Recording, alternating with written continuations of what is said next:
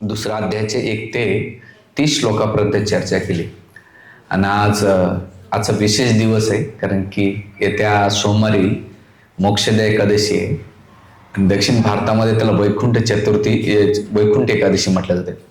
श्रीरंगामध्ये जाताना तुम्ही किंवा वरदराज मंदिरामध्ये जातात की बालाजीला जाता, खूप मोठा इव्हेंट्स असतो. जसं महाराष्ट्रामध्ये आषाढी एकादशी असते, तसंच दक्षिण भारतामध्ये जेवढे श्री संप्रदायाचे मंदिर आहेत तिथे मोक्षदा एकादशी किंवा जी वैकुंठ एकादशीचं खूप मोठ्या प्रमाणात सेलिब्रेशन केलं जातं.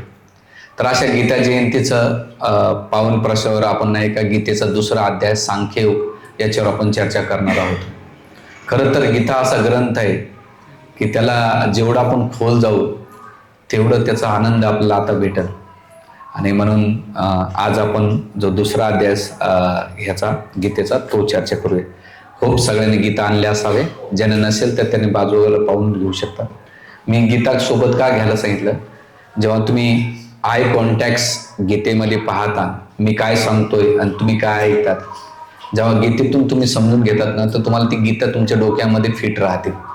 महाराष्ट्रामध्ये काय झालंय, पारायण खूप करतात लोक पोपट्यासारखे, पुढे पाठ मागे सपाट, कोणाला काहीच समजत नाही, नुसता कोटा कंप्लीट करायचा असतो. तर आपल्याला कोटा कंप्लीट नाही करायचं, आपल्याला नाही का ती अंडरस्टँडिंग करायचं, समजून घ्यायचं की ही गीता माझ्या दैनंदिन जीवनामध्ये, भौतिक जीवन, आध्यात्मिक जीवनामध्ये मला किती मदत करते. आणि हे गीतेचे श्लोक 2 स्तरावर 3 स्तरावर आपल्याला देतात. एक तर दिव्य स्तर प्राप्त करतात, आपल्या आध्यात्मिक स्तर. दुसरं दैनंदिन जीवनामध्ये तुमची काही प्रॉब्लेम्स असतात, मटेरियल प्रॉब्लेम्स त्याच्याबद्दल. आणि तिसरं भक्तीबद्दल सुद्धा देतात. म्हणजे भगवंत, भक्त आणि जगत ह्या तिन्हीचं कॉम्बिनेशन गीतेमध्ये पाहायला भेटेल. म्हणून सगळे संतांनी, सगळ्या आचार्याने गीतेबद्दल खूप वर्णन केलेले. तर ज्यांच्याकडे नसेल तर बाजूवाल्याकडे तुम्ही शेअर करू शकतात, एका गीतामध्ये 2-2 पाहू शकता आणि सोबत ठेवू शकतात. ठीक आहे. आपलं मागच्या वेळेस जो शेवटच्या श्लोकामध्ये भगवंत 30 नंबरच्या श्लोकामध्ये आपण घेतलं होतं, आणि ह्या भगवंत 30 श्लोक नंबरमध्ये निष्कर्ष काढला होता आश्चर्य आत्म्याबद्दल. अद्भुत 29 मध्ये आत्म्याचा आश्चर्याचं वर्णन करतात 29 बद्दल. आणि 30 बद्दल भगवंत काय करतात, निष्कर्ष काढतात आत्म्याबद्दल की ह्या जगामध्ये जो मृत्यूला आलाय तो प्रत्येक जण मृत्यूला पावणार आहे. म्हणजे त्याच्यात राजा असो, रंक असो, गरीब असो, श्रीमंत असो, काळा गोरा, ज्ञानी अज्ञानी, प्रत्येक जण ह्या काळाच्या ओघामध्ये जाणार आहे. पण जो धीर व्यक्ती असतो तो विचलित न होता ह्या ज्ञानाला घेऊन नाही का आपल्या जीवनामध्ये अतिशय समतोल जीवन जगत असतो. आणि मग त्याच्यानंतर भगवंत ह्या श्लोकामध्ये डिटेल्स आत्मवर्णन केल्यानंतर आता 31 नंबर श्लोक पासून तर 37 श्लोकापर्यंत भगवंत सकाम कर्माचं वर्णन करतात की अर्जुना आत्मा केला पण तरी एखाद्यामध्ये सकाम कर्म करण्याची वृत्ती असेल तर त्या सकाम कर्माला कसं दृष्टिकोनातून घेतलं पाहिजे. आणि त्या सकाम कर्मामध्ये भगवंत अर्जुनाला म्हणतात, ठीक आहे आत्म्याच्या स्तरावर मी सांगितलं, पण तुला हे करण्याच्या मागं, हे युद्ध करण्याच्या मागं तू आता तुझा स्वधर्म पालन कर. म्हणून ह्या 31 ते 35 अध्यायामध्ये भगवंत 31 अध्यायामध्ये भगवंत स्वधर्माची व्याख्या करतात. इथे एक तुम्ही शब्द पाहिला स्टार्टिंगला, स्वधर्म आपी चाक्षुष न, म्हणजे स्वधर्माची करते. क्षत्रिय नात्याने तुझे विष्ट कर्त्याचा विचार केला असता तू जाणले पाहिजे की धर्मतत्वासाठी युद्ध करण्यापेक्षा श्रेष्ठ अशी इतर कोणतेही कार्य मला नाहीत, या वास्तू तू संकोच करण्याची आवश्यकता नाही. तर इथं भगवंत स्वधर्माचं वर्णन करतात. जेव्हा तुम्ही स्वधर्माचं पालन करता, आता तुमचा स्वधर्म काय, एखादा स्त्री असेल आणि एक पुरुष असेल, त्यांचे प्रत्येकाचे एक स्वधर्म आहे. एक पिता असेल, एक मुलगा असेल, तर जेव्हा तो आपल्या वडिलांकडे बघतो तर मुलाचं त्याचं करत स्वधर्म आहे. जेव्हा तो पती होतो तर पत्नीच्या प्रती त्याचा स्वधर्म काय, तो स्वतः पिता असतो तर त्याच्या मुलाच्या प्रती काय स्वधर्म. एक भाऊ असला तर बहिणीच्या प्रती, बहीण असेल तर भावाच्या प्रती, एक पत्नी असेल तर पतीच्या प्रती, एक आई असेल तर मुलाच्या प्रती कर्तव्य काय, एक सून असेल तर सासूच्या प्रती कर्तव्य काय. प्रत्येकाने ह्या भौतिक जगातला एक स्वधर्म दिलेला आहे. त्या स्वधर्मानुसार तुम्ही जेव्हा तुमचं जीवन यापन करतात तो खूप आनंदाने जीवन जातात. जेव्हा तुमचे स्वधर्म बिघडतात तेव्हा तिथं क्रायसिस चालू होता. जेव्हा एक सून तिचा स्वधर्म सोडून सासू सेवा करतं, मग तिथं बिघडते. म्हणजे आचार्याने आपल्याला काय सांगितलेलं आहे की आध्यात्मिक जीवनामध्ये तुमचे जे भौतिक जीवनाचे स्वधर्म पालन करा. ते करीत असताना आध्यात्मिक स्वधर्म इथे आपल्याला ते स्पष्ट सांगतात. म्हणून इथे अर्जुनाच्या माध्यमातून आपल्याला भगवंत सांगतात स्वधर्म पहिले अर्जुन समजून घे. आणि मग काय स्वधर्म आहे, तर याच्यामध्ये या स्वधर्माचं तुला युद्ध नाही केलं किंवा याचं नाही केलं तर तुझ्या 3 गोष्टीचं नुकसान होईल. 3 ते 4 कोणतं? 32 श्लोकामध्ये भगवंत इथे काय म्हणतात, चोपपन्य स्वर्गद्वार अपवृतम. हे पार्थ, प्रयत्न न करता अशा युद्धाची संधी प्राप्त झालेले क्षेत्रीय खरोखर सुखी आहे, कारण या संधीमुळे त्यासाठी स्वर्गाची दारे सहज उघडू शकतात. तू जर स्वधर्माचं पालन केलं तर तुला काय होईल, स्वर्गाची दारं उघडल्या जाते. म्हणजे हे जर कर्तव्य तू पालन केलं तर तुला स्वर्गाची दार. आता स्वर्ग म्हणजे कोण? जे सकाम कर्मामध्ये असतात ते स्वर्गात जातात, पण जे भगवत भक्त असतात ते वैकुंठात जातात. स्वर्गाचे 2 अर्थ होतात. एक म्हणजे वैकुंठ पण होतो आणि स्वर्ग म्हणजे जे इंद्राचं ऐश्वर्य भोग भेटते तिथे. तर जेव्हा आपण स्वधर्माचं पालन केलं तर स्वर्ग प्राप्त होईल. आणि तिथून ह्या केल्यानंतर आणि श्लोक नंबर 33 मध्ये जर तू स्वधर्माचं पालनच नाही केलं, अथ चेतापि धर्मम संगम न करिष्यति तत्स्वधर्म कीर्तीचं हित्वा पाप अपनोष्यति. इथे 2 गोष्टी होत्या ना अर्जुना. तू जर स्वधर्माचं पालन नाही केलं तर 2 गोष्टी, एक तर तुझी अपकीर्ती होईल. इथे बघा, मात्र तू धर्मयुद्ध करण्याचं आपलं कर्तव्य केलं नाही तर कर्तव्य करण्यामध्ये निष्काळजीपणा केल्यामुळे तुला निश्चित पाप लागेल आणि याप्रमाणे युद्धा म्हणून तुझी कीर्ती काय गमवशील. म्हणजे या श्लोकामध्ये स्वधर्माचं पालन नाही केलं तर 2 गोष्टी नुकसान होतं. एक तर कीर्ती आणि दुसरं काय, पाप लागेल. आणि हे पापाचं केल्यानंतर इथे 35 आणि 34 आणि 35 मध्ये 34 मध्ये अकीर्ती म्हणजे तू क्षत्रिय आहेस आणि क्षत्रिय असल्यामुळं तुझी अकीर्ती होईल आणि लोक तुझी निंदा करतील. आणि कशी करतील, जे कौरव तुझ्या समोर उभे आहेत, विशेष करून दुर्योधन, शकुनी, दुःशासन, हे म्हणणार नाही की अर्जुना तू नातेवाईकांच्या प्रति दया असल्यामुळे तू युद्धातून पळाला नाही, त्याच्यामुळे म्हणणार नाहीत. ते म्हणते एवढी सैनिक पाहिले, एवढी शक्ती पाहिल्यानंतर हे तुझी निंदा करते, युद्धाला घाबरून हा पळाला अर्जुन. हे तुझी दया नाही पाहणार, ते तुझी काय बघते, म्हणते हे आमची जी शक्ती आहे त्या शक्तीला पाहून हा अर्जुन घाबरलेला आहे. आणि तिथं ते सगळ्यामध्ये डिंगा फिट सांगते ना आम्ही किती की असा अर्जुन शक्तिशाली होता, पण तो आमच्या शक्ती पुढे काय झाला, घाबरून गेला. आणि म्हणून अशी कीर्ती जिवंत एका क्षत्रियाला जिवंत असून मेल्यासारखी. म्हणून बघा, जे प्रतिष्ठित लोक असतात ना त्यांना मारण्यापेक्षा त्यांच्या बोलण्याच्या शब्दाने नाही का मेल्यापेक्षा भयंकर आहे, मृत्यूपेक्षा भयंकर असतात. म्हणून अपयश किंवा कीर्ती होते, म्हणून अशी कीर्ती तू गमवू नकोस. आणि ह्या युद्धामध्ये तू काय कर, भले सन्मानित व्यक्तीच्या प्रती तुझा आदर आहे, मान्य आहे, पण समोरची व्यक्ती तेवढे पात्र नाही की तुझ्या जे दया आहे करून त्याची किंमत करते. म्हणून तुझ्या हाताला अपयश येऊ नको. आणि हे जर नाही तू जर अशाच भावनेने राहिलं आणि 35 आणि 36 मध्ये भगवंत इथं म्हणतात की अर्जुना तुझी लोक निंदा करतील. आणि ह्या जगामध्ये सगळ्यात जास्त निंदा जो मोठा व्यक्ती असेल त्याची निंदा होती ना, ती भयंकर असते.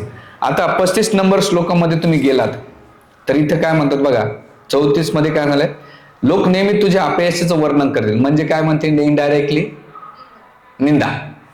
आणि सामान्य व्यक्तीसाठी दुष्कीर्ती ही मृत्यूपेक्षा काय आहे, भयंकर आहे. म्हणजे निंदा कशी असते, मृत्यूपेक्षा भयंकर आहे. आणि हे अर्जुन 35 मध्ये ते म्हणतात, मोठे मोठे महारथी सैन्यापतीने तुझ्या नावलौकिक आणि यशाची वाखणी केली, त्यांना असे वाटेल केवळ भीतीमुळे तू रणांगणातून सोडलाय, याप्रमाणे तुला तुच्छ समजतील. म्हणजे काय सांगितलं त्यांनी, तू भीतीपोटी पळून गेलेला. आता हे क्लिअर झालं तुम्हाला 34 आणि 35 मध्ये. आता 36 मध्ये एक शब्द वापरला दुसऱ्या लाईन मध्ये, निंदस्तत्व.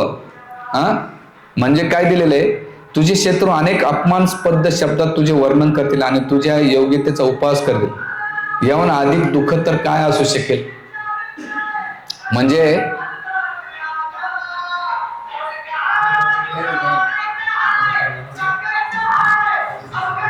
आता तुमचा 15 दिवस लय डोकं पिकणार आहे.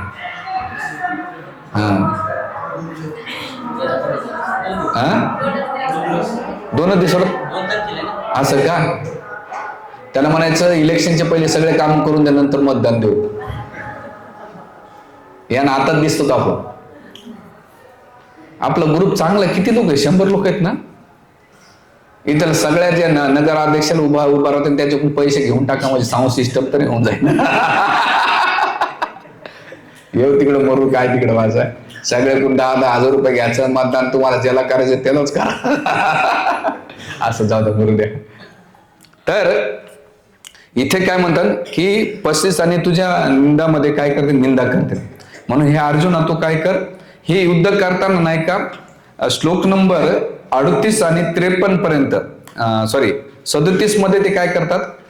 जर तू युद्ध केलं तर स्वर्गाला जाशील, आणि युद्ध नाही केलं तर तुझं काय होईल? निंदा होईल. म्हणून भगवंत 37 मध्ये म्हणतात, हे कौंते म्हणजे हे कुंती पुत्र, म्हणजे कोणाला म्हटलेलं सुबोधून त्याने?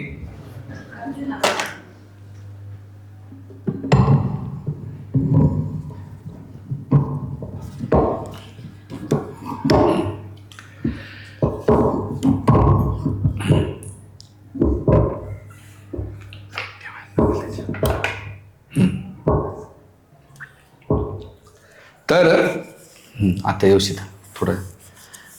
तर जर तू ह्या दोन्ही अर्जुन भगवंत इथं काय म्हणतात अर्जुनाला की अर्जुना आता तू काय कर, हे कौंते म्हणजे कोणाचे पुत्र? पुरताचे. तू काय रणभूमीवर तू मारला जाशील आणि तुला स्वर्ग प्राप्त होईल, किंवा तू विजयश्री प्राप्त करून पृथ्वीचं साम्राज्य उपभोग होईल. म्हणून दृढ निश्चय होऊन उठ आणि युद्ध कर. आता काय या दोन्हीपैकी पर्याय युद्ध कर. तरी अर्जुनाच्या मनात नाही का एक भावना होती की भगवंता जर मी अशा पद्धतीने नाही केलं, हे लाभ जर नाही भेटला तर भगवंत असं याचं काय होईल? तर भगवंत आता इथं बुद्धियोगाचं वर्णन करतात.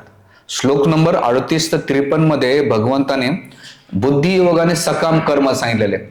जर ही तू अवस्था मी जे सांगितलं त्याचं पालन केलं, बुद्धियोगाचं पालन केलं आणि निष्काम कर्म केले. आता भगवंताने सकाम कर्माचं काय सांगितलं? सकाम कर्म केला तर स्वर्गात जाशील आणि तुला कीर्ती प्राप्त होईल. आणि जर तू सकाम कर्मानुसार जरी ठरवलं, युद्ध नाही केलं तर तुझी निंदा होईल, अपकीर्ती होईल. म्हणून 2 पर्याय आहेत. म्हणून सकाम कर्माच्या पलीकडे भगवंत म्हणतात एक काम कर, सकाम कर्म सोडून दे, आता तू काय कर, निष्काम कर्म कर. आणि निष्काम कर्म करण्यासाठी भगवंत बुद्धियोगाचं वर्णन करतात. बुद्धियोगाचं वर्णन करण्यासाठी तिथे भगवंत पहिले सांगतात की सार सांगतात की जे द्वंद्व येतील तुझ्या जीवनात त्याला समभाव राहा. कसं बघा, 38 मध्ये भगवंत काय म्हणतात? सुख दुःखे समाकृत्वा लाभ लाभ जया जयो तथो युजस्व युद्धाय युजस्वे नैव पाप अपनोषिती. हे सुख अथवा दुःख, लाभ अथवा हानी, जय अथवा पराजय याचा विचार न करता तू युद्धासाठी म्हणून युद्ध कर. असं केल्यानं तुला पाप लागणार नाही. म्हणून भगवंत इथं निष्काम कर्म किंवा भगवंताबद्दल सांगतात. पहिले तर पापाची भीती घातली, दुसरं स्वर्गाचं दिलं सकाम कर्म. आता निष्काम केल्यानंतर इथं भगवंत 4 कॅटेगरी सांगतात. एक तर पहिले काय, सुख दुःख समाकृत्वे. या सुख दुःखाला काय कर, तू समान दृष्टीनं पहा. दुसरं काय, लाभ लाभ जय जय, पराजय जय याचा विचार करू नको, ही दुसरी कॅटेगरी. आणि तिसरं काय, ततो युद्धाय युजस्वे, युद्ध करण्यासाठी युद्ध करतोय म्हणून कर. आणि चौथं दिलेलं नैव पाप अपनोषती, असं करण्यानं तुला पाप लागणार नाही. या 4 गोष्टी ह्या श्लोकातून भगवंत अर्जुनाला सांगतात. आणि केल्यानंतर आता 39 श्लोकामध्ये भगवंत सांगण्यामागे बुद्धियोग सांगतात. आता 39 श्लोकामध्ये जर पाहिलं गेलं, येशाम ते भीतम सांख्ये बुद्धिवर्ग तनुम शृणु. भगवंत आता अर्जुनाला म्हणतात की तू याच्या पहिले ध्यानपूर्वक ऐकत नव्हता, आता मी जे सांगतोय ना तू ध्यानपूर्वक ऐक. काय ऐक? भगवंत अर्जुनानं प्रश्न केला, भगवंत काय ऐकू? बुद्ध्या युक्त यहा पार्था कर्मबंध प्रपहससी. म्हणजे भगवंत काय म्हणतात की बुद्धयुक्त जे आहे, बुद्धीच्या योगाने तू जाशील तर ह्या पार्थ, हे पृथापुत्राचे तू कर्म मननातून मुक्त होशील. म्हणजे ह्या श्लोकातून भगवंत सांगतात बुद्धियोगाचं जर मी सांगितलेलं ऐकलं आणि तू जर पालन केलं, तर ध्यानपूर्वक ऐकलं तर कर्म बंधनातून मुक्त होशील. श्लोक तात्पर्यामध्ये भाषांतरामध्ये आतापर्यंत या ज्ञानाची पृथकात्मक कर्म माहिती मी तुला सांगितलेली आहे, पण आता मी निष्काम कर्म कसे करावे याचं वर्णन करतो. हे ऐक पार्था, या ज्ञानाच्या आधारे कार्य केल्यानं तू कर्म मनातून काय होशील? मुक्त होशील. म्हणजे इथं मुक्त होण्यासाठी भगवंत देत. आपण जे अध्यात्म करतोय, भक्ती करतोय, ते कशासाठी करतोय? ह्या जगात मोक्ष प्राप्त करण्यासाठी. आणि जे आपले कर्म आहेत, सुखदुःख, मान अपमान, लाभ आणि जय पराजय, आचार्य एका नीतिशास्त्र ग्रंथामध्ये सांगतात की जीवनामध्ये तुम्हाला खूप आनंद येत असेल, आनंदी तुमचं जीवन जगत असेल, तर समजायचं तुमचे पुण्य नष्ट होत चाललेले आहेत. आणि तुमच्या जीवनात खूप दुःख, संकट, समस्या येत चालले आहेत, तर समजायचे पाप जळून चाललेले आहेत.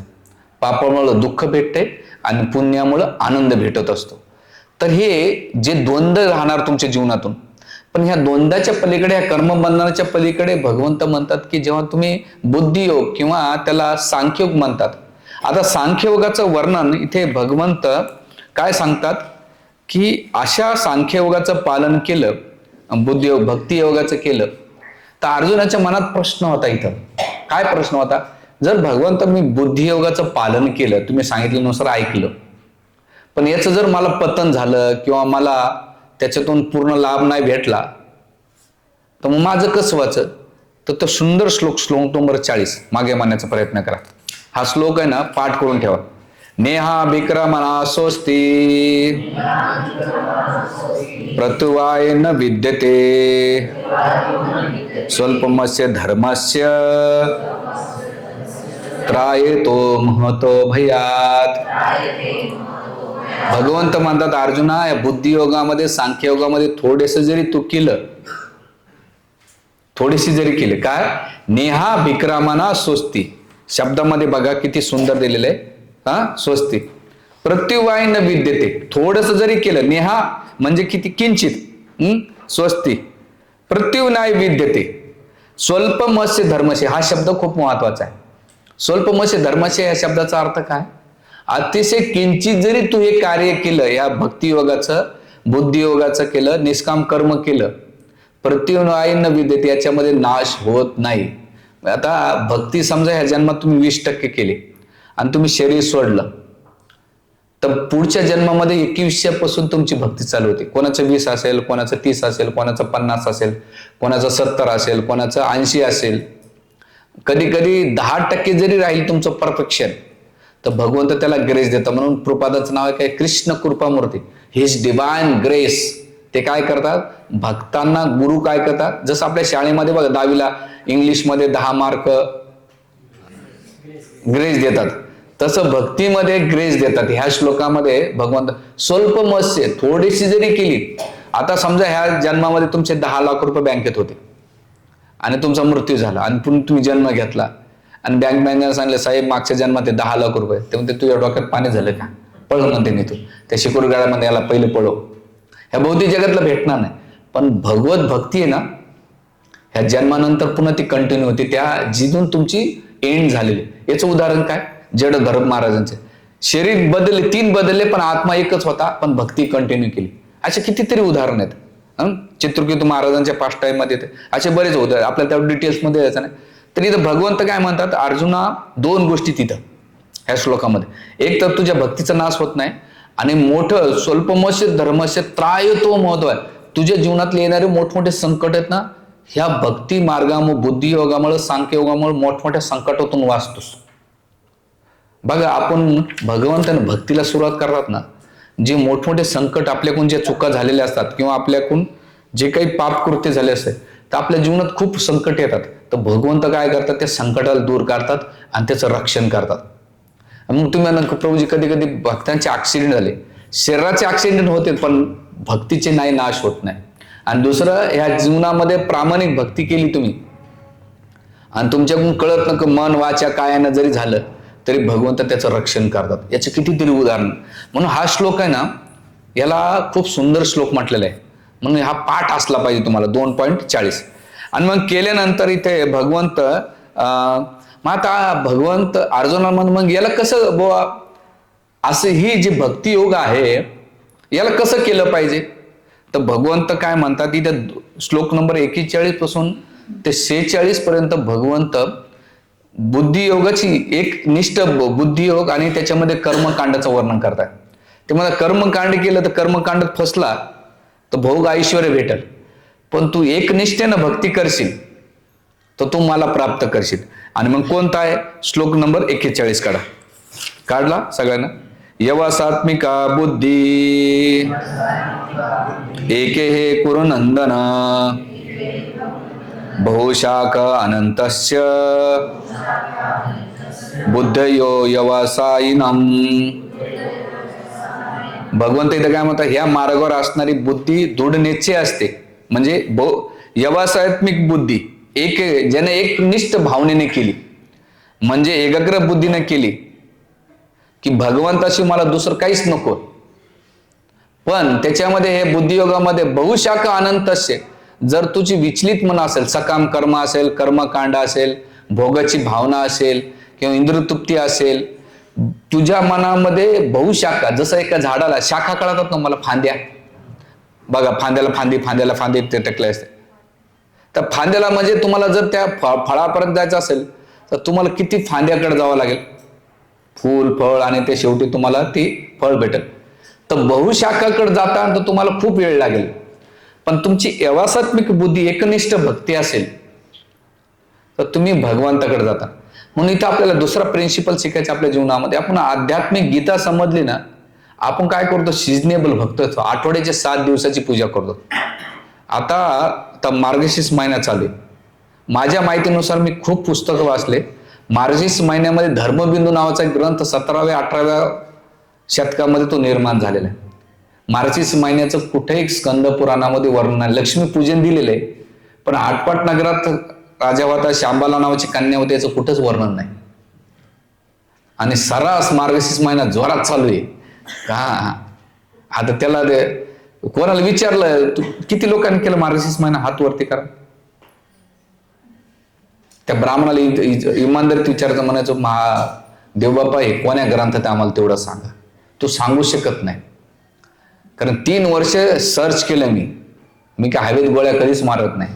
कारण तुमच्यातला एखादा बाप असेल म्हणे तुला गप्पा मारतो, सांग कुठे नाही. म्हणून बहुशाखा करा, त्याला विरोध नाही. लक्ष्मी देवीची पूजा केल्या नव्हतं, पण लक्ष्मी सोबत नारायण असेल तर खूप चांगलं. आपली वृत्ती काय रावणासारखी, आपल्याला सीता पाहिजे, राम नकोय. मग ती सीता टिकेल कुठं?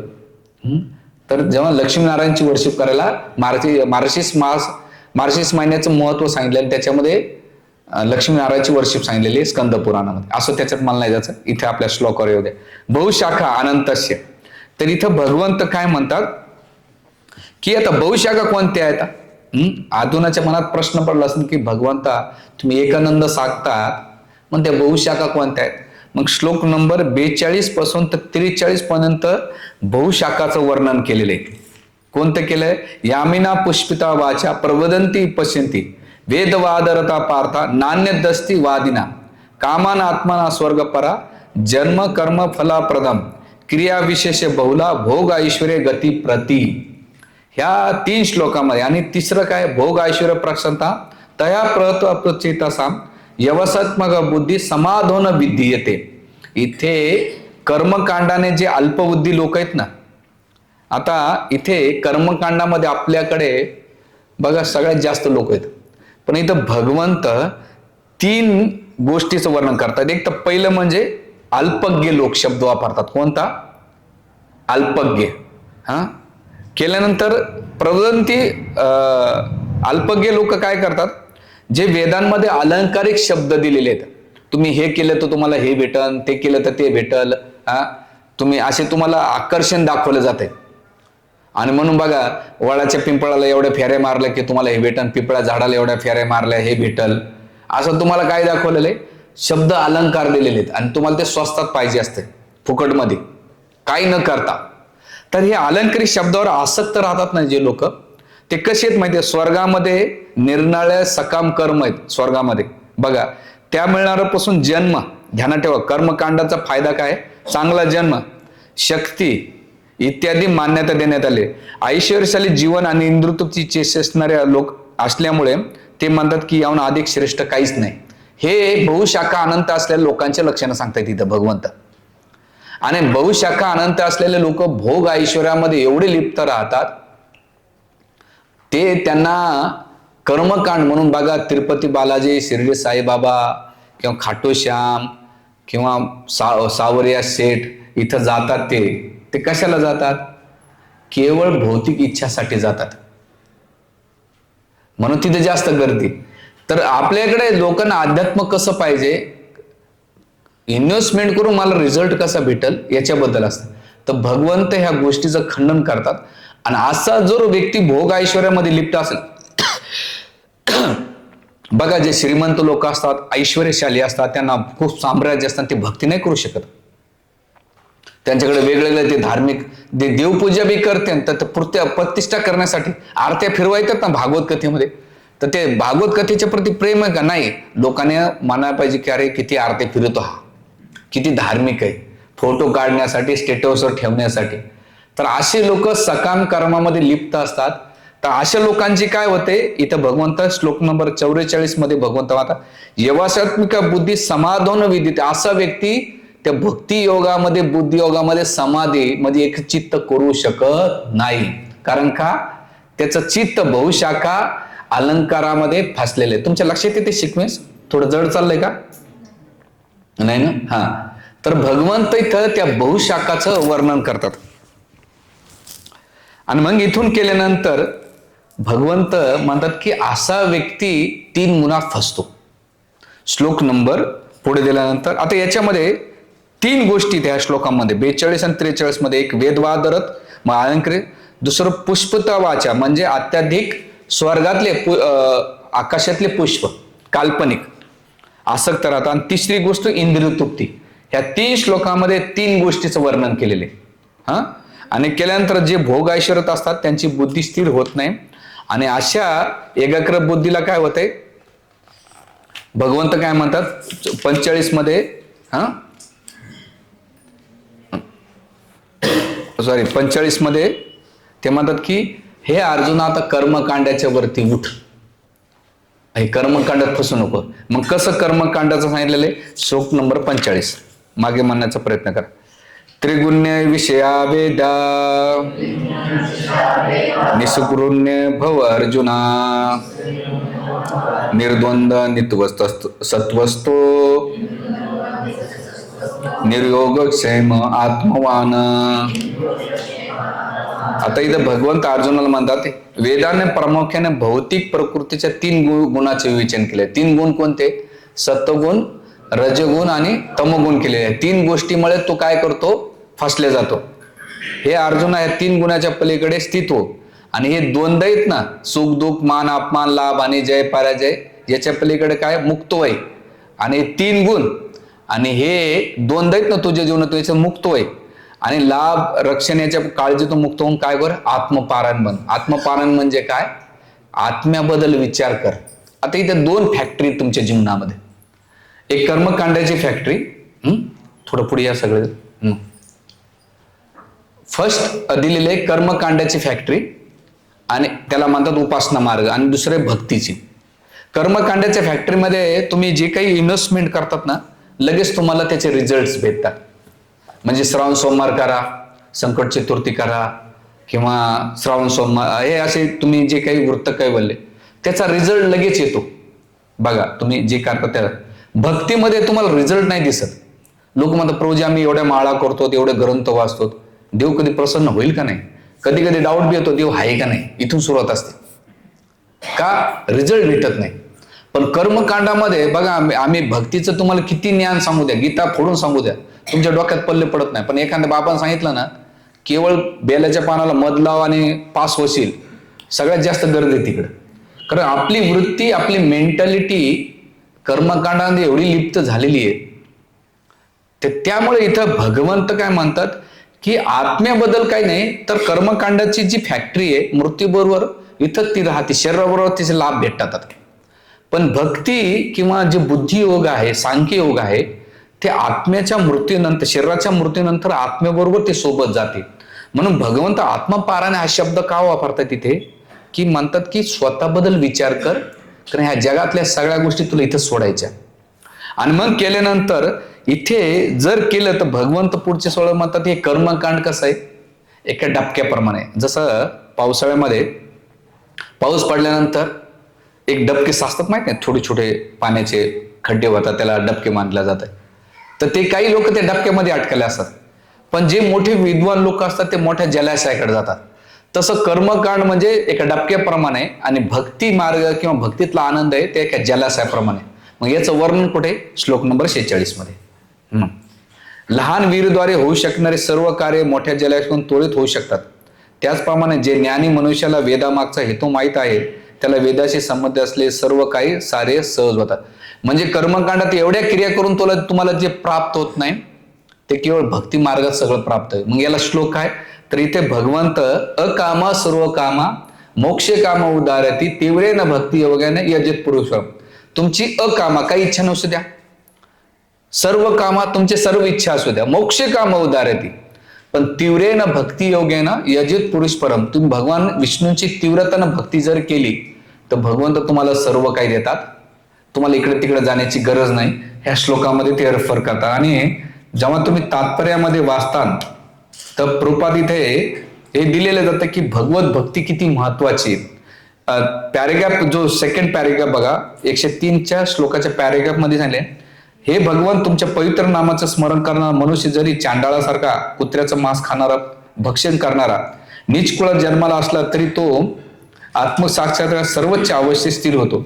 अशा मनुष्याने वैदिक विधिविधानानुसार सर्व प्रकारचे यज्ञ तप केले असले पाहिजे आणि सर्व तीर्थस्थळामध्ये अनेक वेळा स्नान करून वेदाचे अध्ययन केलेले असले पाहिजे. असा मनुष्य आर्यवंशीमध्ये सर्वोत्तम समजला जातो. म्हणजे भक्ती मार्गात कर्मकांडामध्ये तुम्हाला लय फसावं लागते. त्यासाठी पहिले तुम्हाला ब्राह्मण लागते, दुसरं संस्कृतचं ज्ञान लागते, तुमची पवित्र ठेवावं लागते. आहेत का तुम्ही? कारण कलियुगामध्ये जन्म जे आहे ते शूद्र, सगळे जन्मात शूद्र आहेत.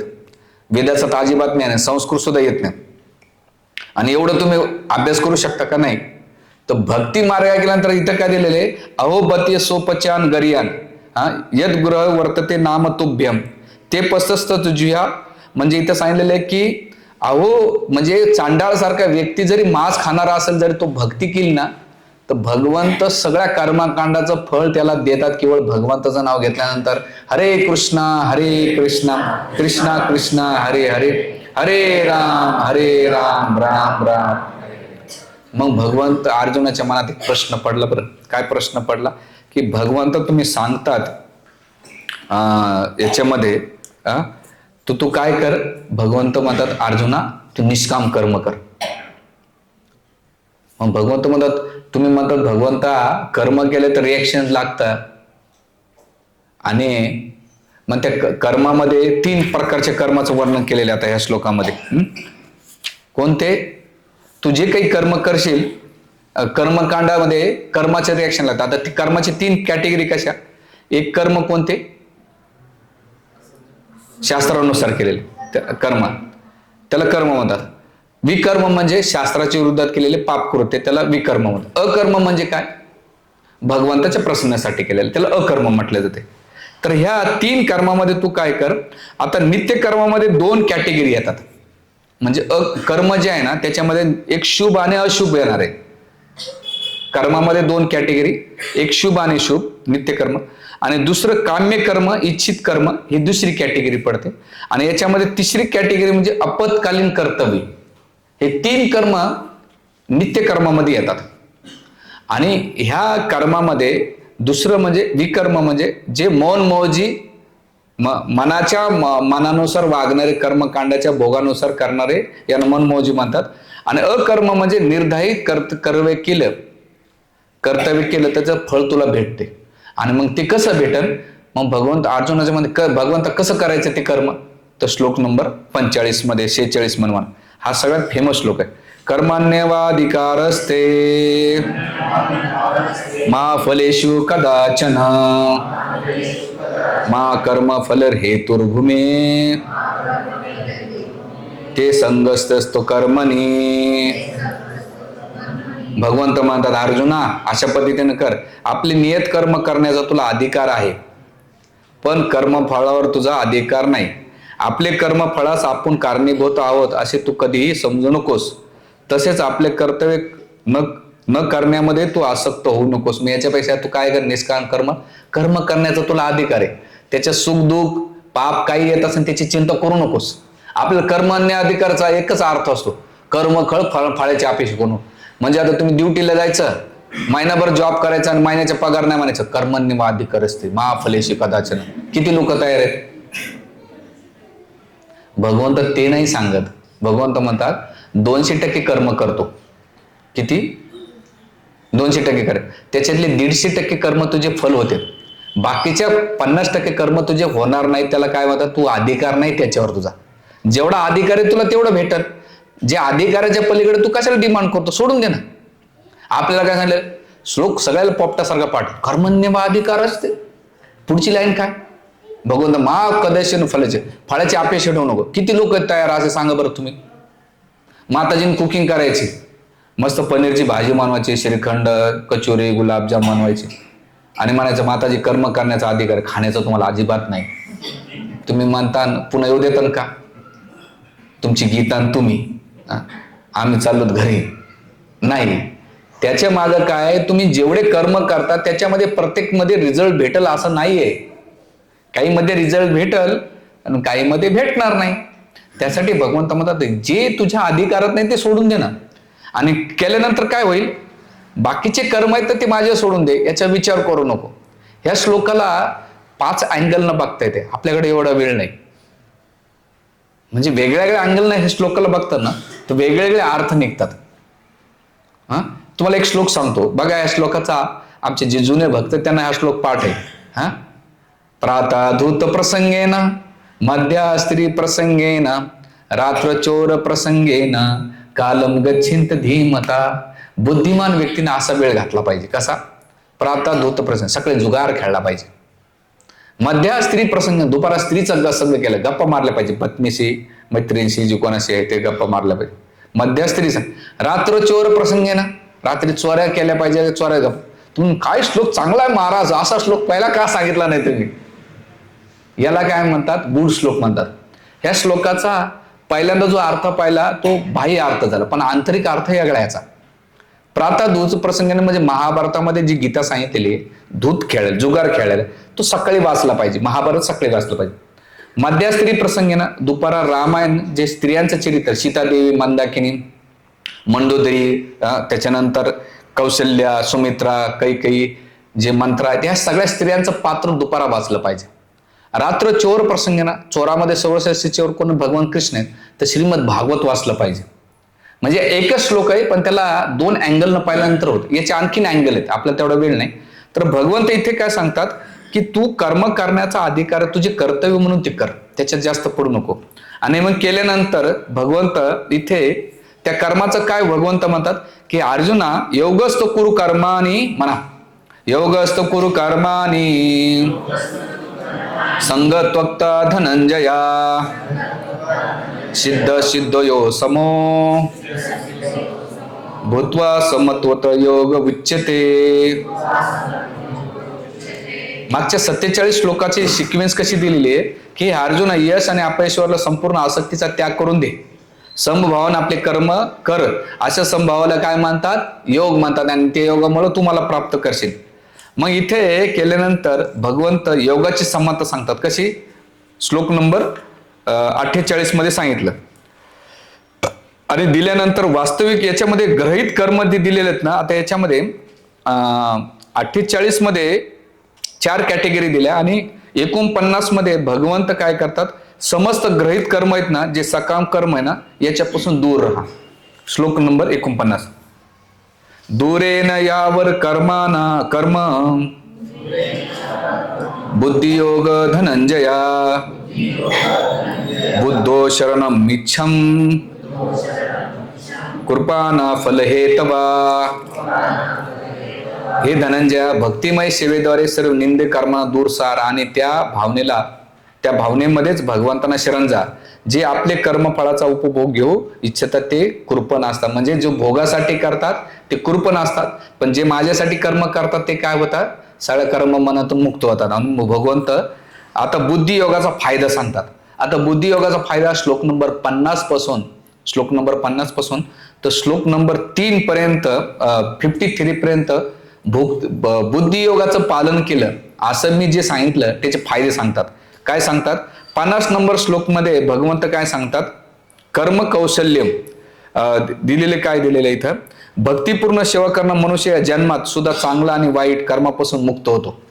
पहिला फायदा सांगितला. दुसरं, योगयुक्त होऊन प्रयत्न कर, आणि कारण ह्या योग सर्वोच्च हे सर्व कर्मातील कौशल्य आहे. म्हणजे पहिल्याच्यात श्लोकामध्ये काय दिलेलं 50 मध्ये, तुला कोणत्याही कर्माचं फळ लागत नाही, तर काय होईल, तुझ्यामध्ये सुकृत वाढेल. सुकृते दुष्कृते याच्यातून तू काय होशील, मुक्त. म्हणजे या जन्मात आणि पुढच्या जन्मातले सगळे नष्ट होते. त्याच्यानंतर 51 मध्ये भगवंत म्हणतात, हे जर तू प्रामाणिक पालन केलं तर जन्मबंधा विनिर्मुक्ता पदम गच्छंत अवयम. म्हणजे हे जर तू पालन केलं तर जन्ममृत्यूच्या चक्रातून मुक्त होशील आणि सर्व दुःखाच्या पलीकडे स्थानाची म्हणजे भगवत धामाची प्राप्ती करतील. हा दुसरा फायदा सांगतात. आणि तिसरं, हे जर पालन केलं तर मोह कलिल 52 मध्ये काय सांगलेलं आहे, यदा ते मोह कलिलम बुद्धी व्यतती तरसती. तू जर हे केलं तर तुझ्या जीवनातले सगळे मोह काय होते, नष्ट होऊन जातील. आणि नष्ट होऊन काय होशील, तद्गतंसी निर्वेदा श्रुतव्य श्रुतस्य. म्हणजे तू काय करशील, हे जे काही ऐकलंय वेदांबद्दल, कर्मकांडाबद्दल, भोग ऐश्वर्याबद्दल, याच्यापाशी तुझा उदासीन होईल. तुला नॅचरली त्याच्याप्रती काय होईल, तुला आवडच होणार नाही, तुला आनंद भेटल. कसा भेटल, तर भगवंत म्हणतात की हे जे काही फळं येतं ह्या जगातले, म्हणून अर्जुना 53 मध्ये भगवंत म्हणतात की अचल बुद्धी आणि समाधी प्राप्त कर. श्रुती विप्रतपन्ना सद ते यदा स्थिती निच्छलम समाधावचला बुद्धिस्तदा. म्हणजे हे जेव्हा तुझे मन वेदाच्या डौलदार अलंकार भाषेने विचलित न होता आत्मसाक्षात्कारामध्ये समाधिस्थ होईल, तेव्हा तुला दिव्य भावनाची प्राप्ती. म्हणजे काय होईल, तुला या जगामधला सगळंच आनंद प्राप्त होईल आणि जगातल्या सगळ्या गोष्टी प्राप्त होतील, ह्या श्लोकामध्ये सांगितलेले. आणि असं केल्यानंतर निश्चल भक्तीचं वर्णन इथे शब्द वापरला 53 मध्ये, निच्छाला बघितलं का, आला शब्द, तो त्याला प्राप्त होईल. आणि झाल्यानंतर भगवंत काय म्हणतात, अरे अर्जुना, एवढं बुद्धियोगाचे फायदे किती, एक तर तुला कर्माचे रिॲक्शन लागणार नाही, दुसरं काय, तू जन्ममृत्यूच्या चक्रात फसणार नाही, तिसरी गोष्ट वेदाच्या प्रती उदासीन होशील, आणि चौथी गोष्ट भक्ती योगाचं बुद्धियोगाचं पालन केलंस ना, अचल बुद्धी प्राप्त करून भगवंताच्या प्रती समाधी प्राप्त करून आत्मसाक्षात्कार होते. तुम्हाला किती लोकांना आत्मसाक्षात्कार झाला, हात वरती करा. आपको हुई हो माताजी, अभी घर पे नहीं जाने का, इधर ही रहने का. अच्छा, आत्मसाक्षात्कार म्हणजे काय माहितीये का, मी शरीर नसून आत्मा आहे आणि जगातल्या सगळ्या गोष्टी नश्वर आहेत, याला म्हणतात समाधी अवस्था.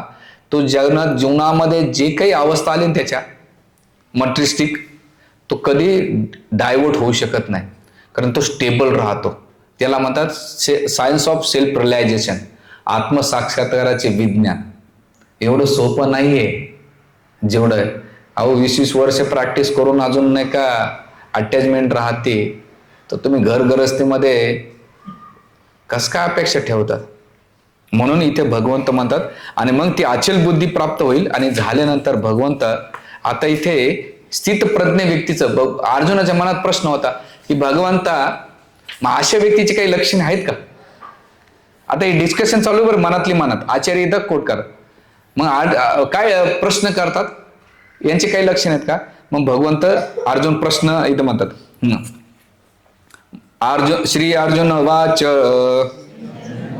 स्थित प्रज्ञस्य का भाषा समाधिस्य केशव स्थितधी किं प्रभाषेत किम आशित ब्रजेते किम. अर्जुनाने 4 प्रश्न विचारलेले की हे कृष्णा, तुम्ही सांगितलं त्या व्यक्तीचं काही लक्षण आहेत का. पहिलं म्हणजे त्याची भावना काय, कोणती भाषा बोलतो. दुसरं सेकंड कॅरी दिलेले किम भाषा, त्याचं लक्षण काय. दुसरं किम प्रभाषेत, तो कसा बोलतो, कोण्या भाषेत बोलतो, कसा बसतो आणि कसा चालतो. अशा 4 कॅटेगरीचं वर्णन इथे अर्जुन विचारतो, त्याचे काय लक्षण. मग भगवंत काय सांगतात, श्लोक नंबर 55 मध्ये काय सांगतात, त्या व्यक्तीचे लक्षण सांगतात. आता अर्जुन इथे पहिला जो प्रश्न आहे, स्थितप्रज्ञ व्यक्तीचं लक्षण. आता श्लोक नंबर आपण काय दिलेलं आहे की तो किम भाषा, म्हणजे त्याची भावना काय, तर भगवंत म्हणतात स्थित प्रज्ञ व्यक्तीचे पहिले लक्षण श्लोक नंबर 55 मध्ये सांगतात. श्री भगवान म्हणाले, हे पार्थ, मनुष्य जेव्हा मानसिक तर्क वितर्कामुळे उत्पन्न झालेल्या इंद्रतृप्तीच्या सर्व प्रकारच्या इच्छाचा त्याग करतो आणि याप्रमाणे त्याचे शुद्ध झालेले मन जेव्हा केवळ आत्म्यामध्ये संतुष्ट होते, तेव्हा स्थित प्रज्ञ अर्थात विशुद्ध दिव्यावस्थेत त्याला स्थित झालेला आहे असे बद्ध. म्हणजे स्थित व्यक्तीचं लक्षण श्लोक नंबर 55 मध्ये सांगितलेले. ठीक आहे. आता त्याच्यानंतर त्याचं भाषण कसं आहे, त्याचं बोलतो कसं, तर श्लोक नंबर 55 म्हणजे 56, 56 आणि 57 मध्ये त्या व्यक्तीचं लक्षण करतात. दुसऱ्या प्रश्नाचं उत्तर देतात भगवंत. काय देतात? ज्या साधकाचे मन त्रिविध तापाने विचलित होत नाही किंवा सुखाने हर्षोल्लसित होत नाही, तसे तो आसक्ती, भय आणि क्रोध यापासून मुक्त झाला आहे, त्याला स्थिर मन झालेला मुनी असे म्हटले जाते. म्हणजे ह्या व्यक्तीचे हे दुसरं लक्षण, हे दुसऱ्या प्रश्नाचं उत्तर दिलेले. ठीक आहे. तिसरं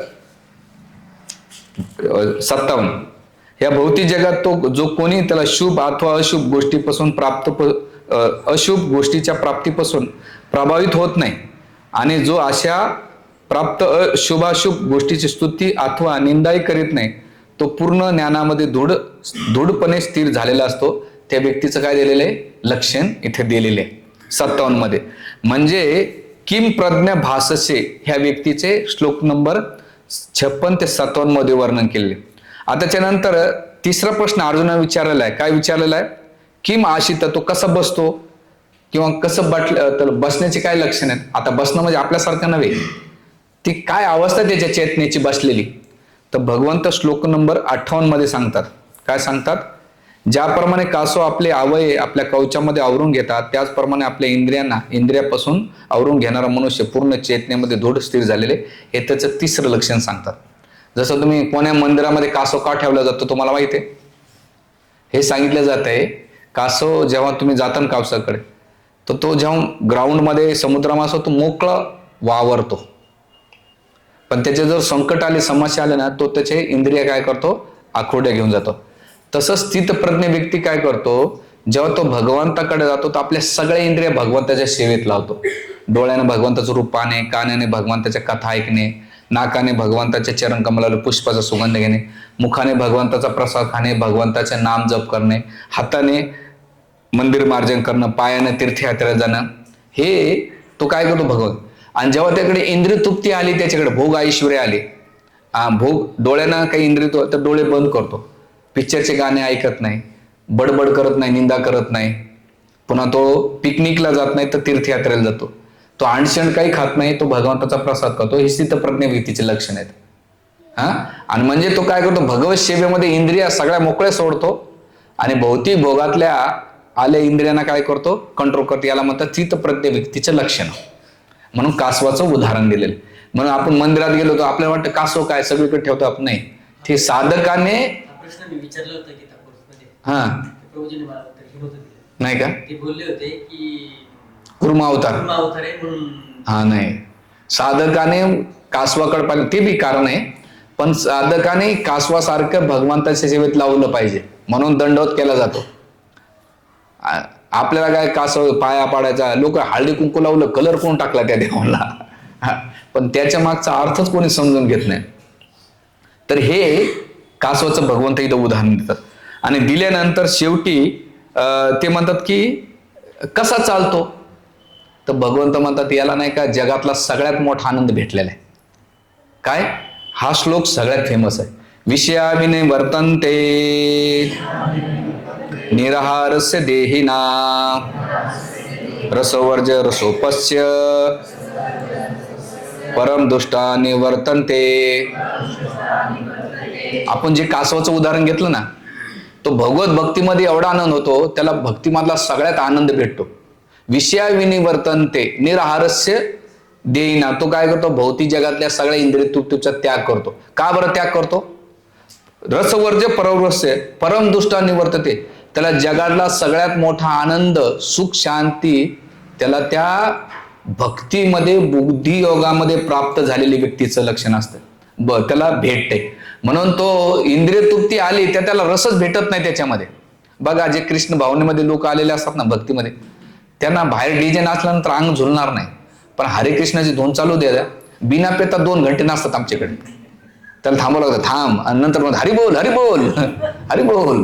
इकडं माताजी हरिबोल, प्रभूजी हरिबोल म्हणतात. नाही, म्हणजे बिना पेता नाचतो तो, इकडं पिऊन नाचावं लागतंय. शांताबाई शिला की जवानी चलने दो, हा तेव्हा होते. पण भक्तीमध्ये कसं आहे, तो खाताना बी काय, आता बाहेर बघा, पहिले भक्तीमध्ये चांगला कृष्ण प्रसाद खाल्ल्यानंतर तो बाहेर खाण्याची इच्छाच करत नाही, कारण प्रसादाची टेस्ट असते.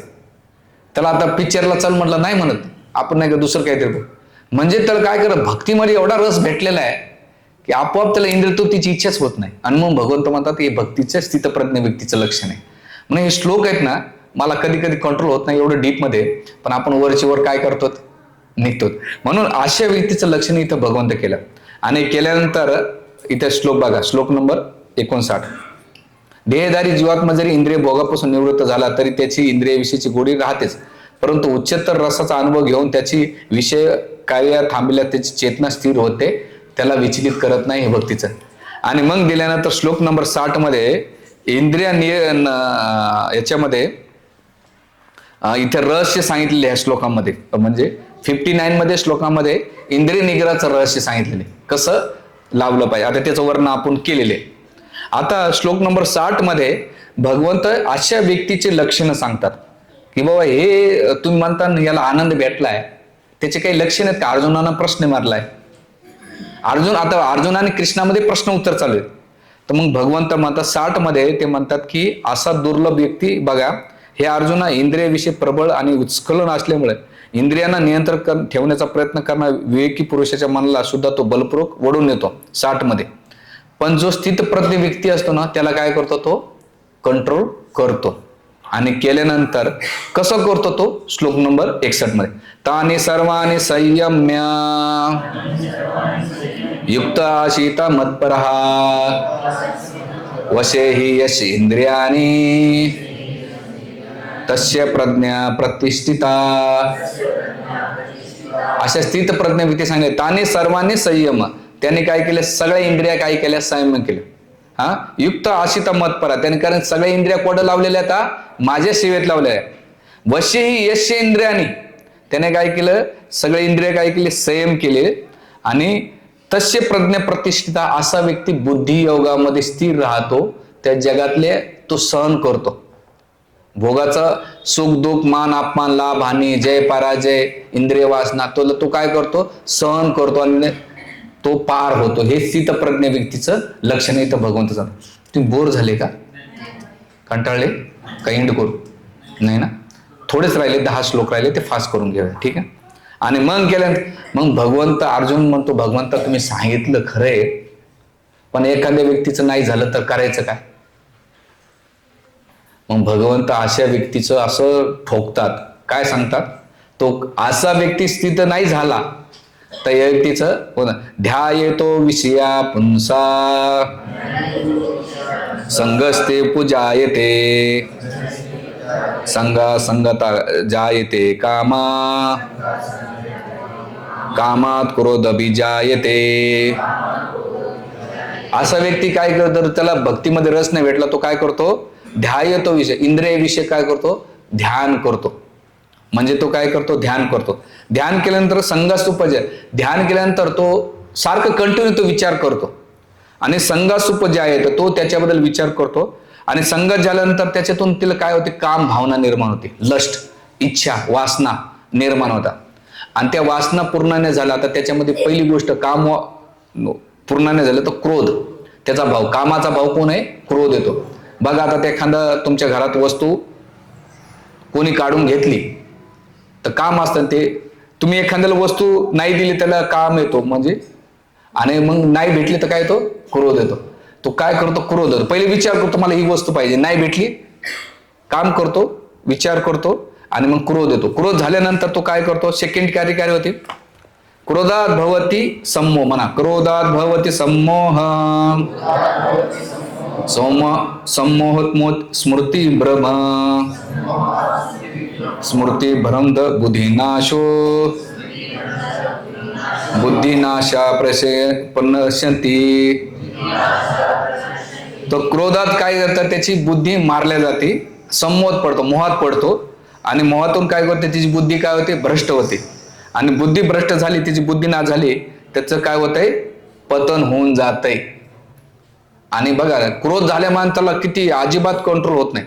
किती लोकांना क्रोध येतो, हात वरती करा. कोणाला येत नाही, हात वरती करा.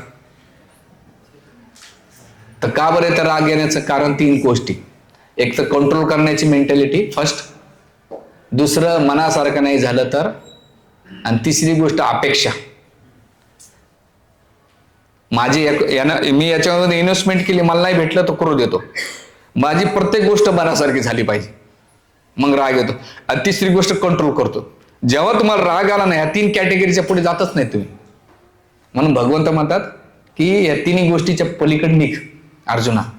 आणि मग असं झालं, क्रोधामध्ये माणूस बघा ना, रागाच्या भारामध्ये बुद्धी नाश होऊन जाते. आणि बुद्धी झाल्यानंतर भगवंत म्हणतात त्याचं पतन होऊन जात आहे. हे शिकवेन सांगितलेली. आणि केल्यानंतर भगवंत म्हणतात अर्जुना हे कशामुळे होतं माहिती आहे का, आसक्तीमुळे होत आहे. श्लोक नंबर 64 मध्ये. आता ह्या श्लोकांमध्ये श्लोक नंबर 62 पासून 63 मध्ये अनियंत्रित मनाचे जे लक्षण सांगितलेले, त्याच्यामध्ये 7 कॅटेगरी सांगितलेल्या आहेत. मी डिटेल थोडं राहील घेण्याचं. एक तर चिंतन करतो, चिंतनानंतर आसक्ती होते, आसक्तीनंतर काम, कामानंतर क्रोध, क्रोधानंतर मोह, आणि मोहानंतर स्मरणशक्ती नाश होतो, बुद्धी नाश होतो आणि पतन होऊन जाते. या श्लोक नंबर 62 पासून 63 पर्यंत 8 गोष्टीचं सिक्वेन्स सांगितलेली. ह्या 8 गोष्टी होतात त्याच्या जीवनामध्ये, कामापासून पतनापर्यंत हे दिलेले. आणि दिल्यानंतर भगवंत आता स्थितप्रज्ञ इंद्रिय व्यक्तीचं 64 पासून तर 72 पर्यंत आता स्थितप्रज्ञ व्यक्तीचं वर्णन करतात. आणि श्लोक नंबर 64 मध्ये असा व्यक्ती काय करतो, प्रसाद अभिगच्छन्ति. जर त्याने नियंत्रित केलं, इंद्रिय नियंत्रित केलं, तर त्याला भगवंताचा कृपा प्रसाद प्राप्त होतो. आणि कसा भेटतो, श्लोक नंबर 64 मध्ये. आता याच्यामध्ये बघा, पण आसक्ती आणि अनासक्ती यापासून मुक्त असणारा, म्हणजे इंद्रियाच्या प्रती आसक्त राहिला तर दुःख भेटल, अनासक्त राहिला तर त्याला काय होईल, मनुष्य भगवंताची पूर्ण कृपा प्राप्त करतो. भगवंत इथे क्लिअर करता. आणि केल्यानंतर प्रसादे सर्व दुःखानाम आणि उपजायते प्रसन्न चेतो ह्यासु बुद्धी प्रतिष्ठते. जर त्याने कंट्रोल केलं तर त्याला काय होत आहे, त्याची बुद्धी स्थिर राहते. तीर तापातून तो काय होतो, मुक्त होतो. आणि त्या बुद्धी स्थिर होती. त्याच्या व्यक्तीचं लक्षण केलं. आणि केल्यानंतर पुढं त्या व्यक्तीचं लक्षण सांगतात की भगवंताशी संबंधित म्हणजे कृष्ण भावनेमध्ये नसणाऱ्या व्यक्तीची बुद्धी दिव्य नसते किंवा त्याचं मनही स्थिर नसते. पण दिव्य बुद्धी आणि स्थिर मना वाचून शांती प्राप्त होण्याची शक्यता नाही. शांती वाचून सुख प्राप्ती कशी, म्हणून या श्लोकामध्ये सुख शांतीचा मार्ग दिलेला आहे. बायकोचं नाव शांती, नवऱ्याचं नाव शांताराम, शांती बंगल्यामध्ये, शांती नगरमध्ये राहून शांती भेटत नाही. लोक म्हणतात प्रभूजी मला शांती द्या. कोणती शांती द्यायची बाबा? तर इथं भगवंत म्हणतात सगळ्या सुख शांतीचं दुःखाचं कारण काय, ह्या गोष्टी येतात.